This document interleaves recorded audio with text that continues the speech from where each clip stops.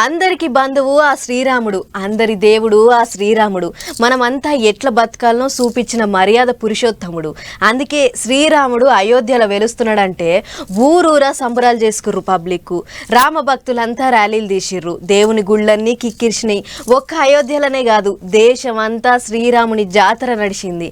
బయటి దేశాలలో కూడా అంత రామమయం అయ్యింది. ఎట్టెట్ట నడిచిందో ఒక్కసారి చూద్దాం పారి.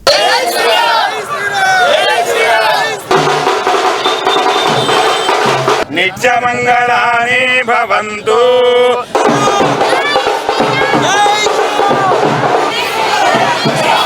ఏ ఊర్లే చూసినా ఏ గుడి కాడ చూసినా జాతర నడిచింది. రామ మందిరం సురువైంది అయోధ్యలనే గాని రామ భక్తులు దేశమంతున్నారు కదా, అందుకే ఎక్కడోళ్ళు అక్కడ శ్రీరాముని మీద భక్తి సాటుకున్నారు. శోభాయాత్రలు తీసిర్రు, సీతారాముల పూజలు చేసిర్రు. రాజ్భవన్ల గవర్నర్ తమిళిసై మేడం అందరితోని కలిసి శ్రీరామ భజన చేసింది.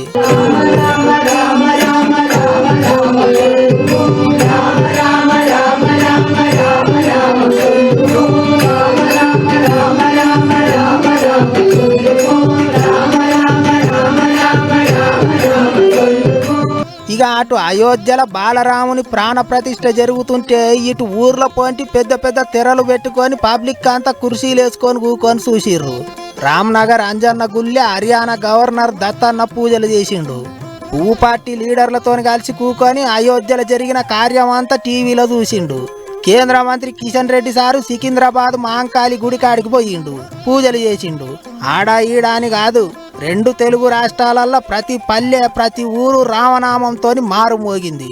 శోభాయాత్రలు తీసి భజనలు చేసి రామభక్తులంతా భక్తి సాటుకున్నారు. మన భద్రాచలంలో కూడా సీతారాముల దర్శనానికి భక్తులు పోటెత్తిర్రు. ఆడపిల్లలంతా సంబురంగా డోలు మూతలు మోగిచ్చిర్రు.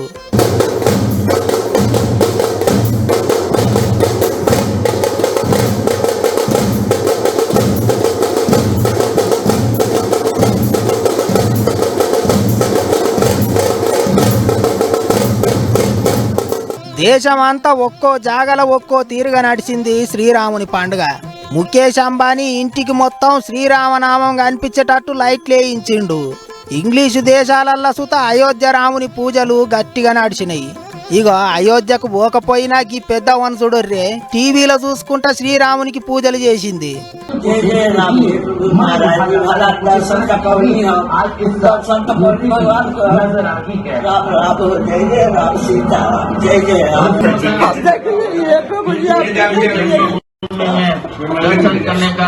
గిట్లా దేశం అంతా రామమయం అయింది.